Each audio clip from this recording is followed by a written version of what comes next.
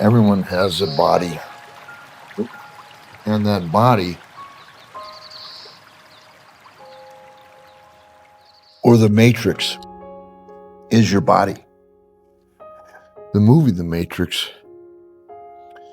lets you know that the computer is your matrix, but actually your matrix is your mind.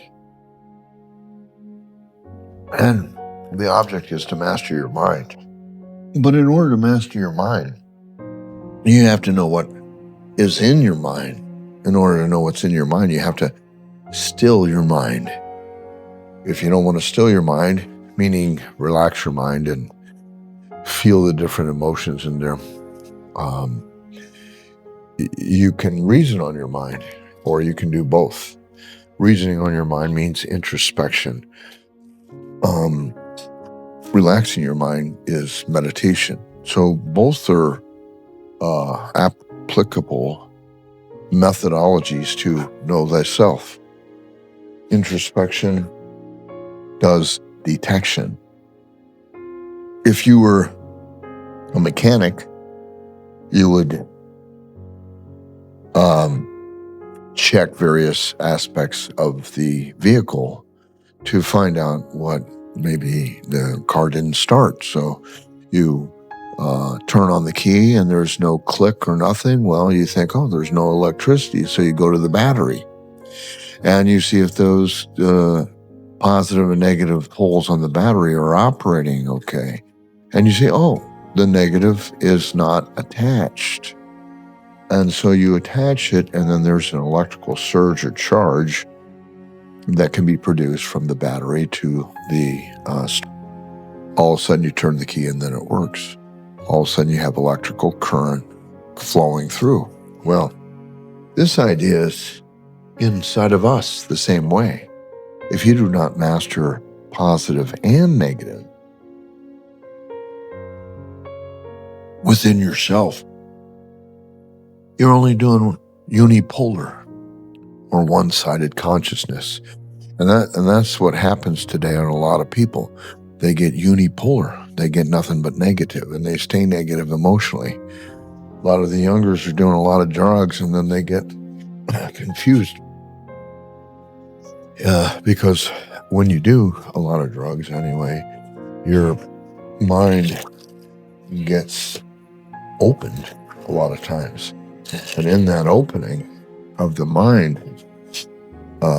it usually opens up the right brain, which is the emotional brain. And the emotional brain is the feeling brain. So if you open up with drugs a lot, the left brain has to figure out what all those emotions were in order to balance. I find a lot of times when people do a lot of hallucinogenics, it throws off their left brain talking to the right brain. And I find a lot of times they feel like they found themselves after the drugs, but check them out in a month or two and they feel lost, or they feel gone, or they feel like the rhythm went down and they couldn't keep quite as open. So they do the drug again, and then they get it again, and then they become addicted to that drug. Well, that's not helping the consciousness of evolution as much of the self. You can do that, but it's going to cause you later to be conflicted and contradicted in the long run. So evolution is based on progress, and who you want to progress is yourself.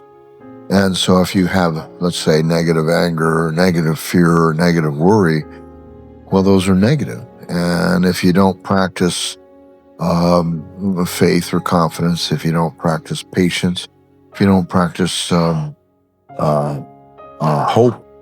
you are causing a problem between your positive and negative. And if the negative pole, right, isn't reasoned on enough, or discriminated on enough, or introspected on enough, well, then you haven't progressed and haven't stilled your mind enough so that you could tune into your tuning fork of your mind. And that's very important to be able to do, especially if you want to evolve yourself. Most people when they do a lot of drugs, they get confused because they're so sensitive.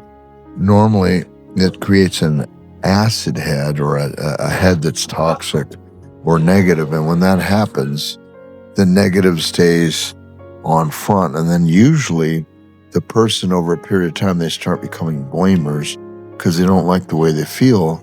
And if someone else comes up to them with a negative vibration, they're like, oh no, you're too this or you're too that. And they don't want them around them, or they hide and they stay away from them. And then they become a recluse.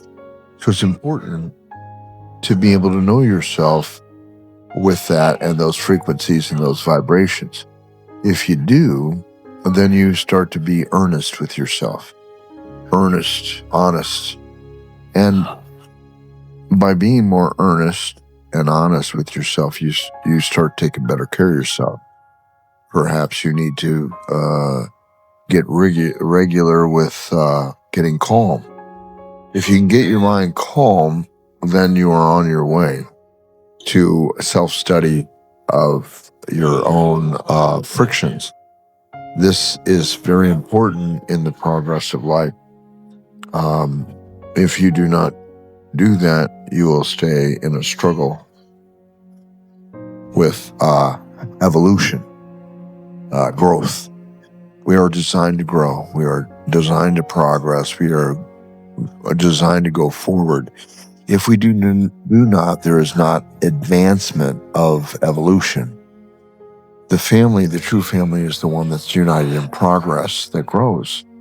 You may have a Hindu brother, you may have a Christian brother, and they may love each other and they go along and they are united in progress with truth, with love of their masters or their teachers or their saints, Christ and Krishna.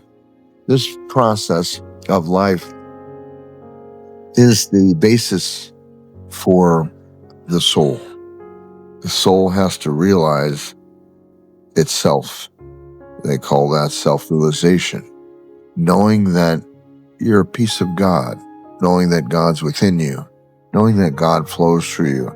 Not, like a religious sanction, but more like that, not that you're so pure, not that and everyone else is so filthy, but more like you're a part of it all and you're trying to help it wherever you are, being a part of it, integrating with it, and being real with it. And this causes changes of planting seeds into life, planting seeds into others. And those seeds, you want to be hope. You want them to be faith. You want to be sympathy. You want it to be aspiration. These seeds are foundational in life to the construction of the mass consciousness.